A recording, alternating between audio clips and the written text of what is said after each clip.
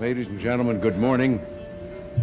We gather here today, as we have been so eloquently told, here for a solemn, profound, saddening, and yet triumphant occasion. It's an occasion that commemorates all we've lost, the irreplaceable humanity whose monstrous end will ever testify to the hellish depths of human evil. But it's an occasion that commemorates something else as well. It commemorates the seriousness of our intention as human beings, as Americans, and in the case of many here today, as Jews, to keep the memory of the 6 million fresh and enduring. We who did not go their way owe them this. We must make sure their deaths have posthumous meaning.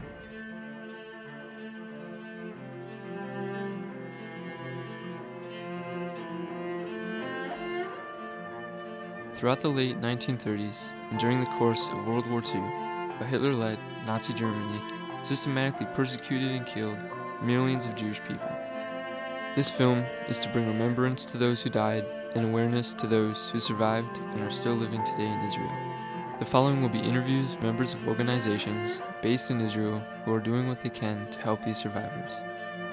It is good to be aware, as the time is coming when there will be none left to help and show love to.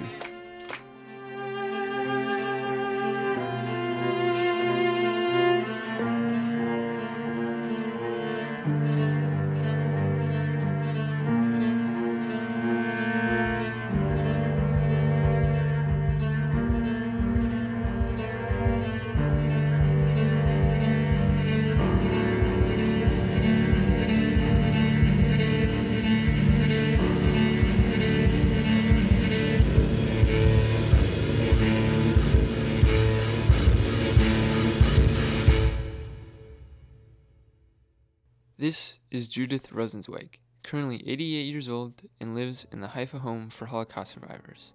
During World War II, she survived through a ghetto and 2 camps, one of which was Auschwitz. Here is her story. I was born in Czech. We had a wonderful life. We have a house like this, is a picture there. Till 1939. The German come to Czech Republic. My family was sent to ghetto Theresienstadt in March 42. And we lost everything. And in the ghetto was really not enough space for it. The woman was and the men separate. So I didn't see anymore my father and my brother. I was with my mother and sister between more, I cannot remember, it was maybe 40, 50 boys in a room. It was not enough to eat, and it was epidemics from sickness, and it was not medication because it was not there, nothing. We had very, very good doctors, but they couldn't make nothing because they had nothing to could give us. Okay. And this was all the time 2.5 years. After 2.5 years, they sent us to Auschwitz. We didn't know where we go because they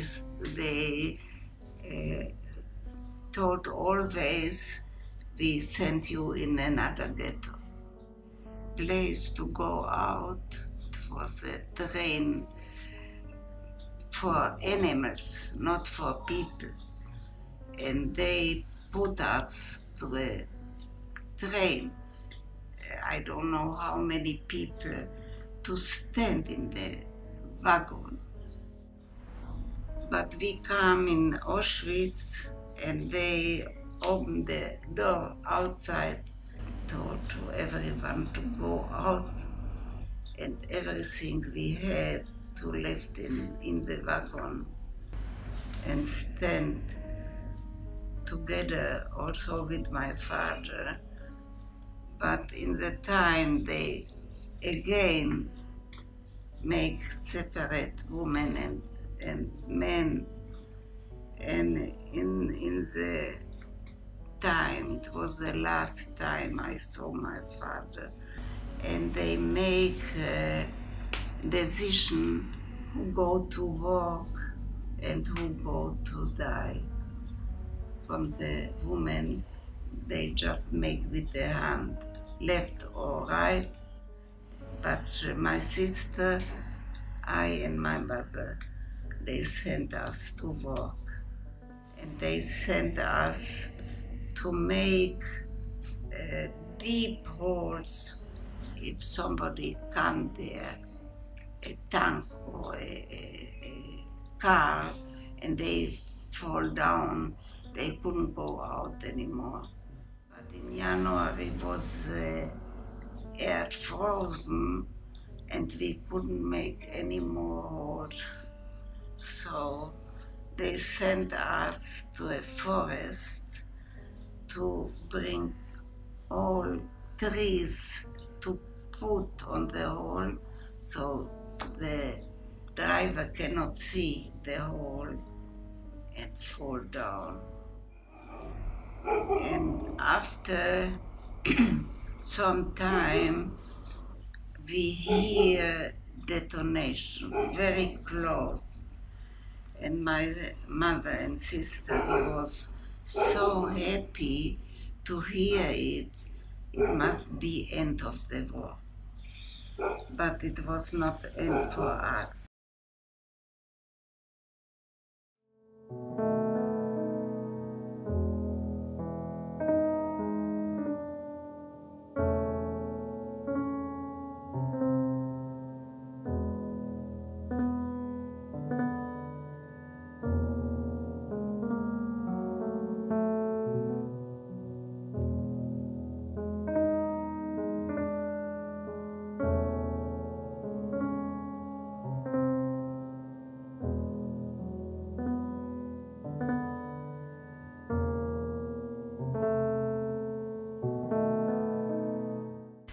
Because before we left Theresienstadt, my father told to us, everyone is still alive after the war. He come home, so we will see who's still on life and who not. So we come home and we found our brother, but nobody left.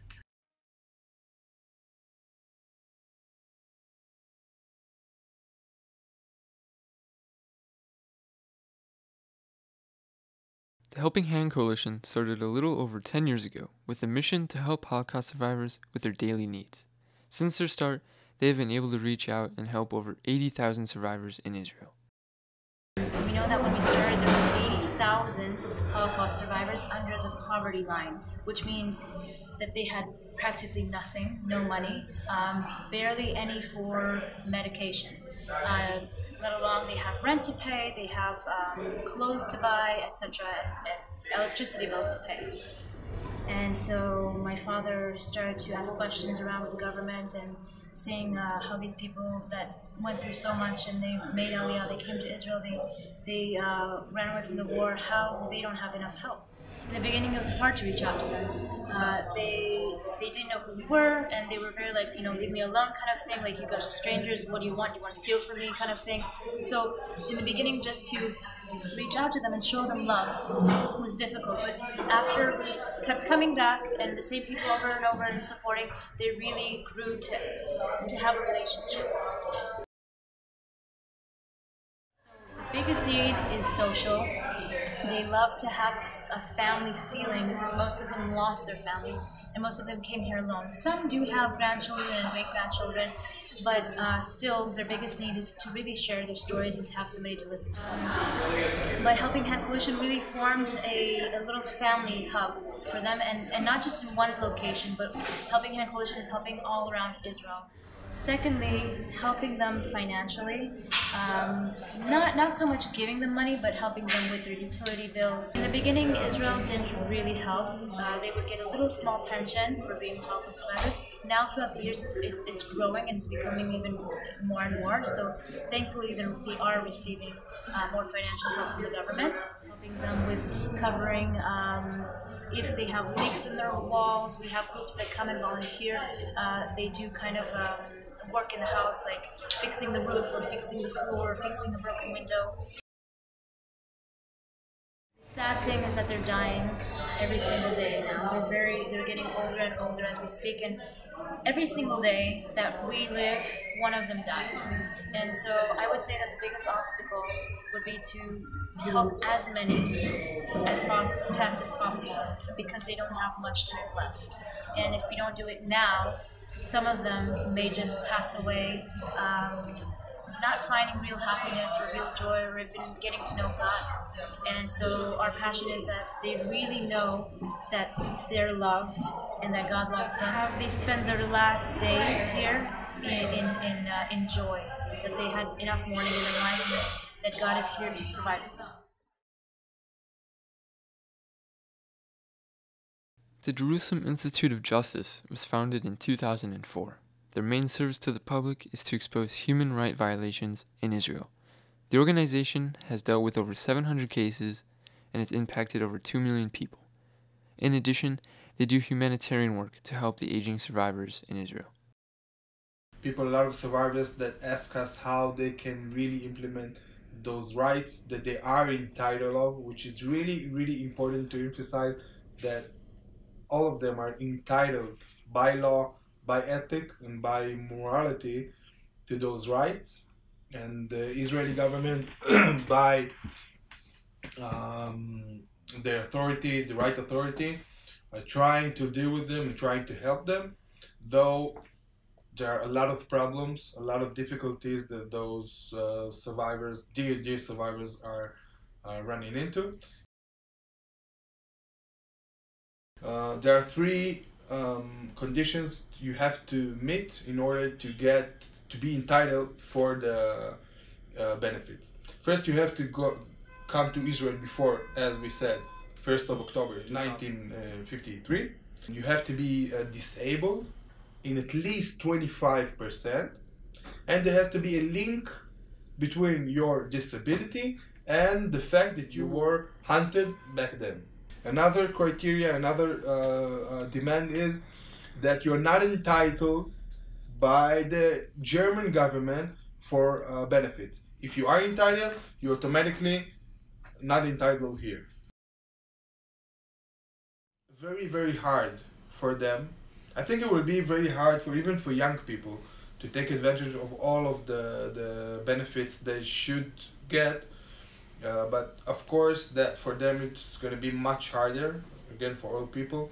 The acknowledgement, a lot of them, and I'm talking about very high percentages, people that are really not aware that they are entitled for those benefits.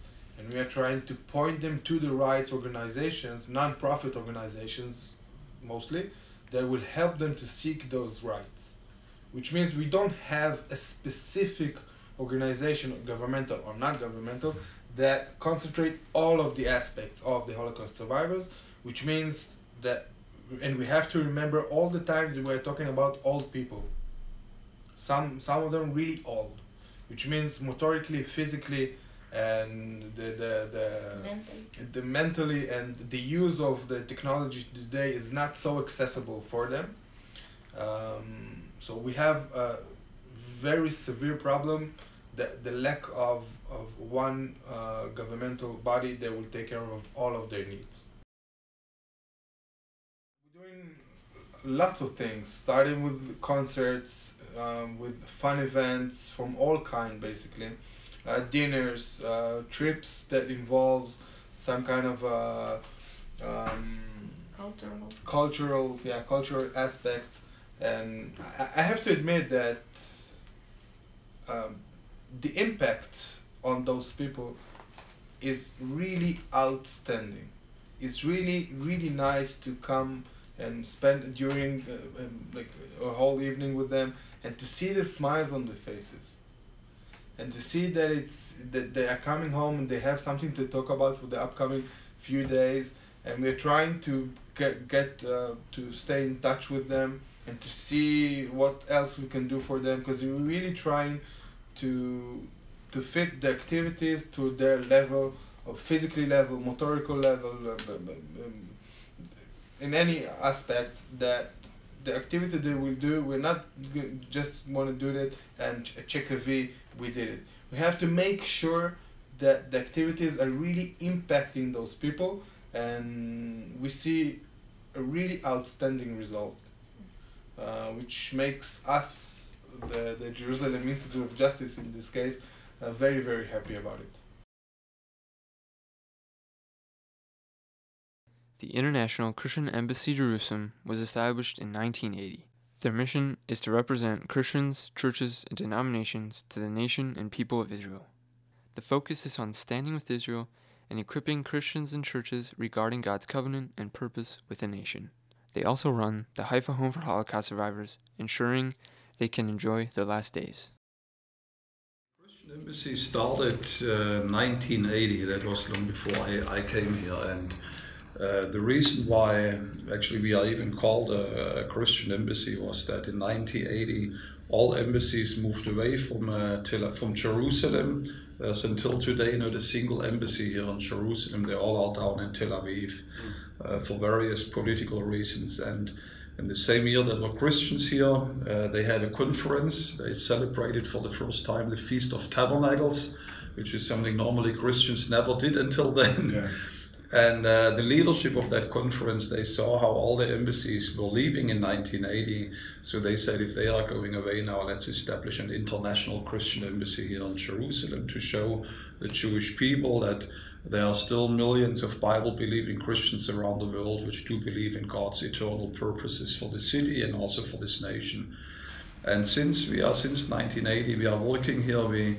Our vision here is first of all internationally to connect churches and Christians from every single nation of the world here with the land of Israel, but at the same time to be a blessing to every segment here. And one of the very special projects that's in particular very dear to me, because I am coming from Germany, is our work on Holocaust survivors.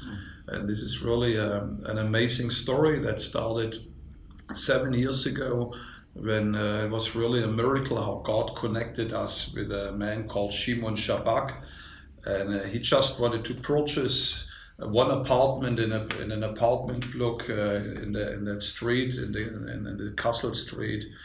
And when we visited him, I heard myself saying, he says, Shimon, what about purchasing the entire building? Walking away, I thought, oh my gosh, what did I do? What did I just say?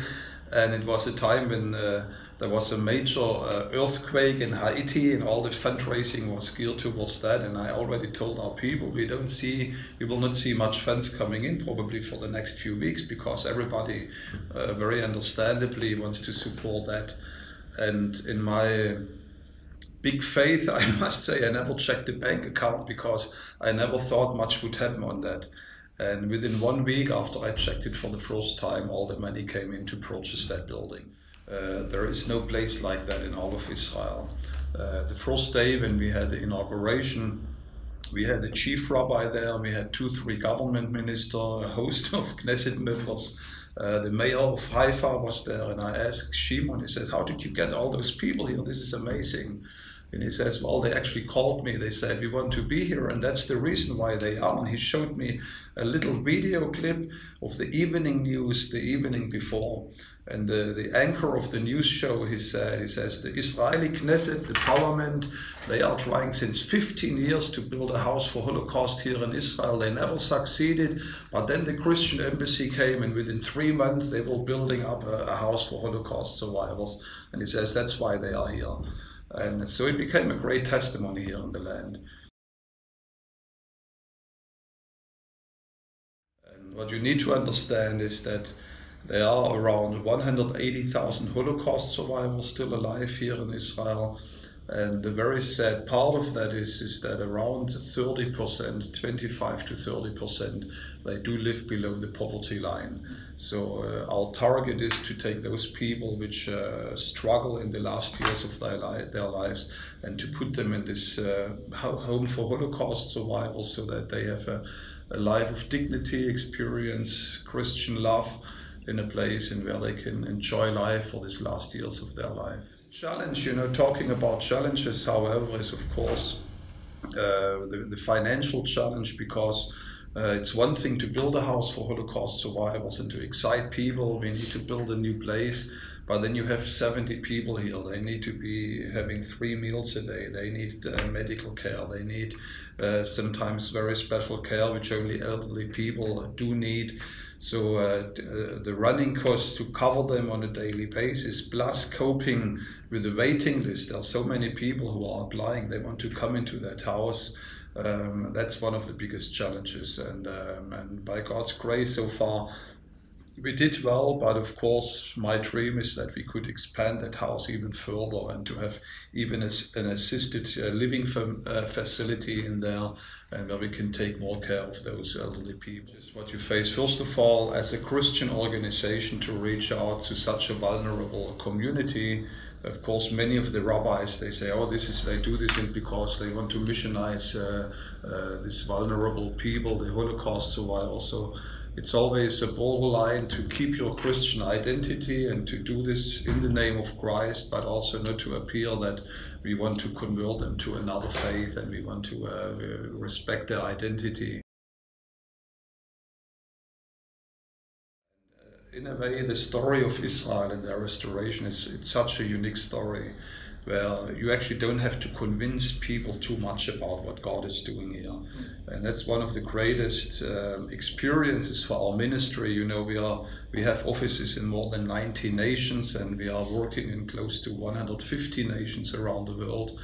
Wherever you go and wherever you see the body of Christ alive and where the Spirit of God is moving to one degree or the other, you always will find that those people have a soft spot for the Jewish people. To be very honest, it's a challenge, of course, sometimes the work that we do, because you do have a lot of hostility, but at the same time, if you deal with the churches in particular in the global south, it's one of the most easiest works what we have, because wherever we go in Africa, in Asia, Latin America, we find open doors. And even increasingly in the West, we see churches and even denominations waking up, where they say we need a relationship to the state of Israel.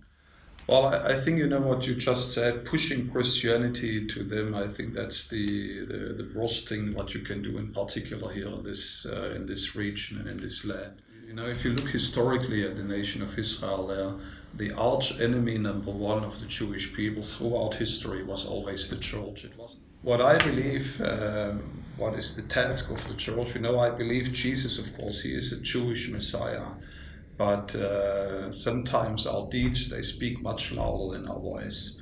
And they heard so much over the recent centuries, good and bad, more bad than good. And I think it's a time where the church needs to wake up and show, maybe through their deeds and just through practical acts of love, the true face of Jesus to this nation.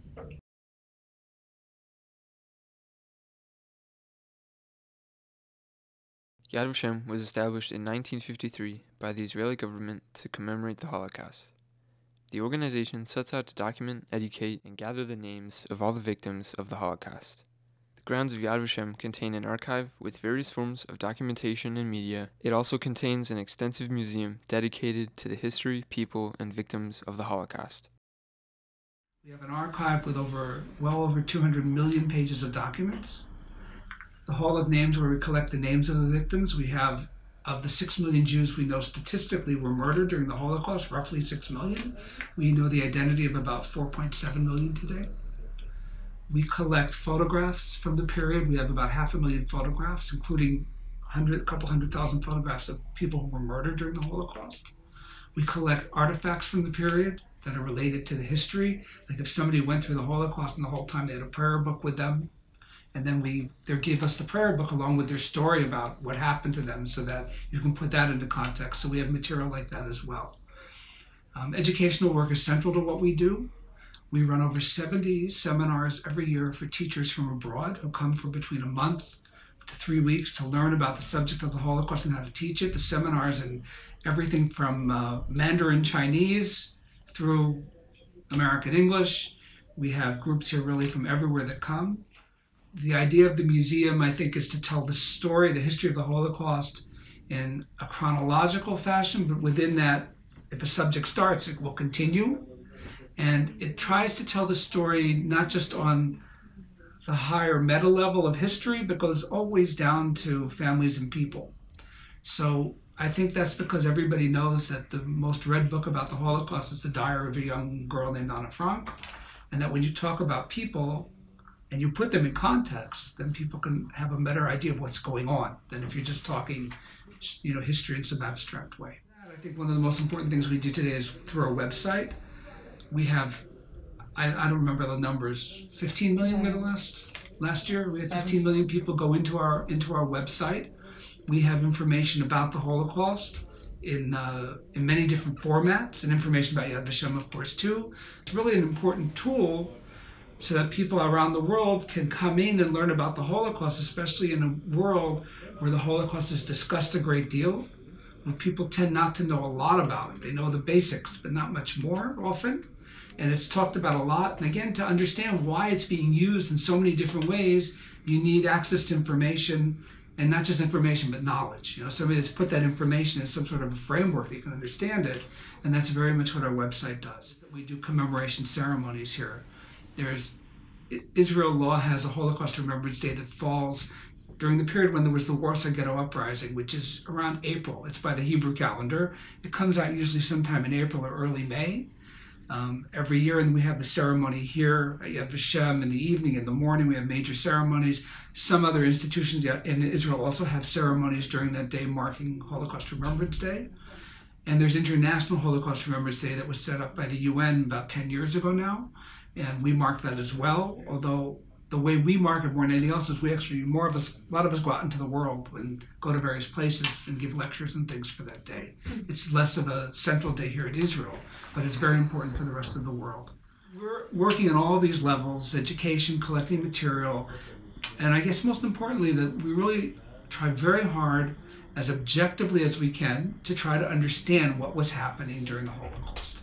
Why it was happening, what was happening, how people were responding or not responding, in this very, very complex history of what's going on here. It's like a tapestry of things, right? There's a lot of little threads, and you follow all those threads all the time, and then when you get them all together, you see the big picture, but you need to understand the threads. And so that's what we're constantly working on, trying to understand them better, and to have a better understanding, and to keep Holocaust out of politics, and to keep it out of all kinds of things that people do to manipulate the subject, but to really work with it as clearly and as objectively and openly as we can. The museum is designed to do a couple of things. One is to impart information. So one of the things you would come out of this museum, if you've gone through it, if you've had, say, 2 hours or so, which is standard visit, 2 to 3 hours to go through it, you would learn about the history of the Holocaust and come out of it with a few things that really touched you, a story about something, maybe an object about something that touches your heart when you look at it, so that you've learned the history, but there's something there that's more to it. And maybe that's what I'm trying to say. We want people to understand as much as they can about the subject.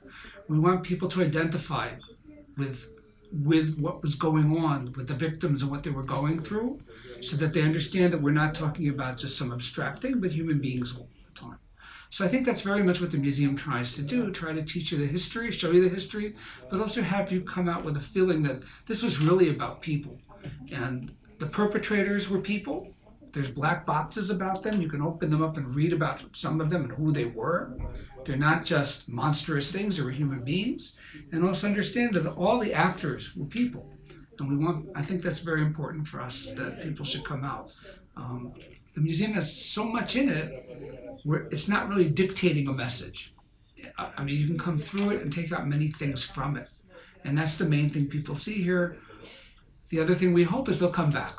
because if people spend 2 or 3 hours in the museum, there's 15 hours of film in the museum that you can see. There's so many artifacts and objects and things, and nobody can take them all in one visit. And we very much like people to come back. We don't want somebody to say, been there, done that.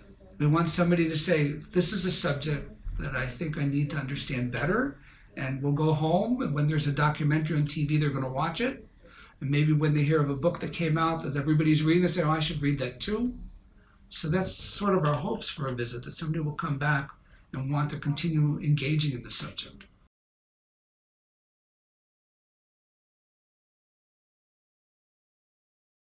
No, I was a nurse for newborn. Newborn? Newborn, and I was sure it is a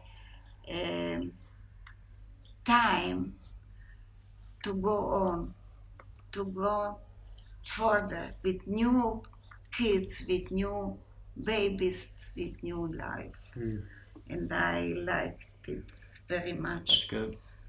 Yeah, I work with newborn kids, how I tell you, 35 years. Wow. Many babies go through my hand. And I went to learn nurse and did what I did all my life. I was working like nurse in a hospital. And in Haifa. I was married. I have 3 kids and working 35 years. Now my husband died. He's 14 years already because he was older like me. And my kids on life, my son is here in Israel, but my daughter lives in America.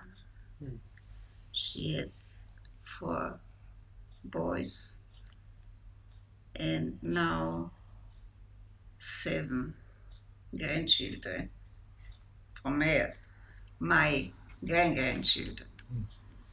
And also my son have 4 boys.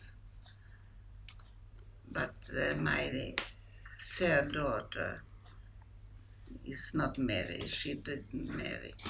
So it was, I have grandchildren and grandchildren, and life go further.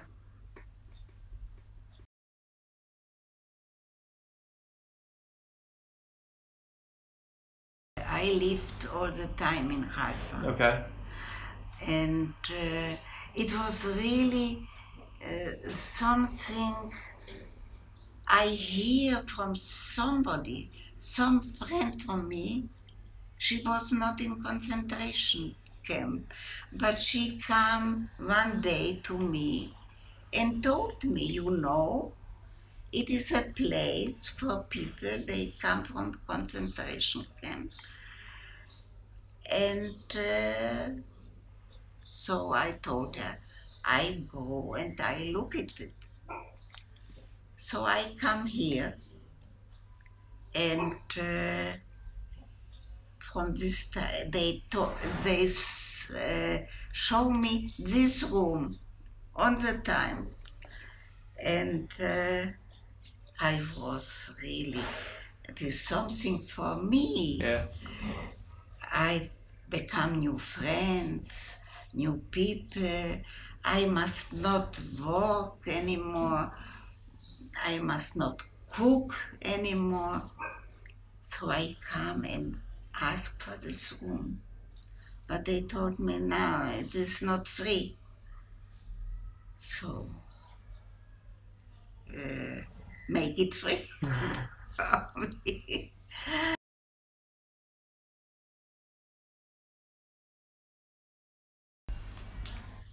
peace. Peace. Every life together, healthy and peace. If you are healthy and it is peace, you can make everything what you want.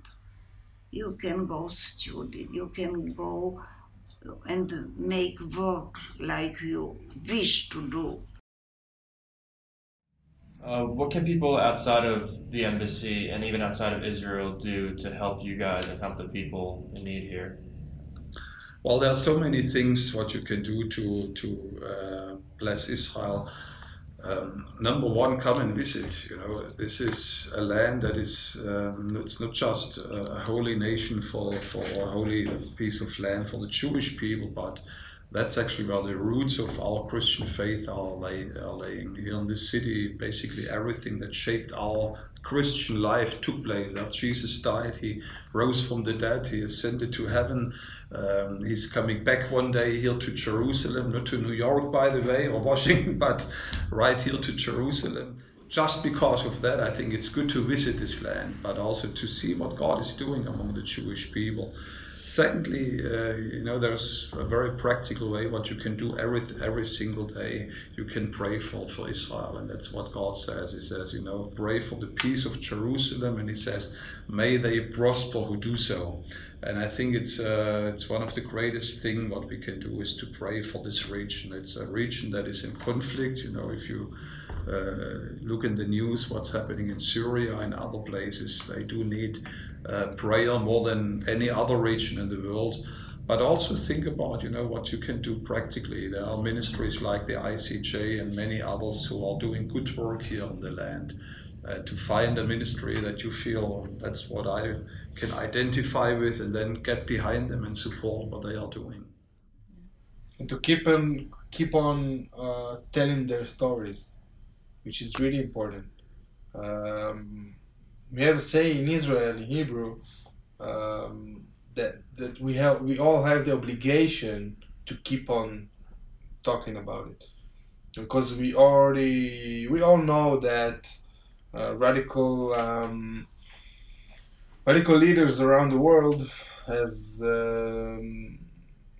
you just mentioned, denying the Holocaust. Denying the Holocaust as the Holocaust is the Holocaust itself, which is for us ridiculous and irritating. But for us, it's really important that me, as the young generation, and the younger generation as well, keep on being the middleman that, on the one hand, will be anxious to hear those stories from those Holocaust survivors, and keep on telling them to our kids, to our friends, and keep on keeping the legacy existing, the legacy alive, and maybe even be a little bit more proactive, helping them by joining private initiatives, and help them with those problems we just described before.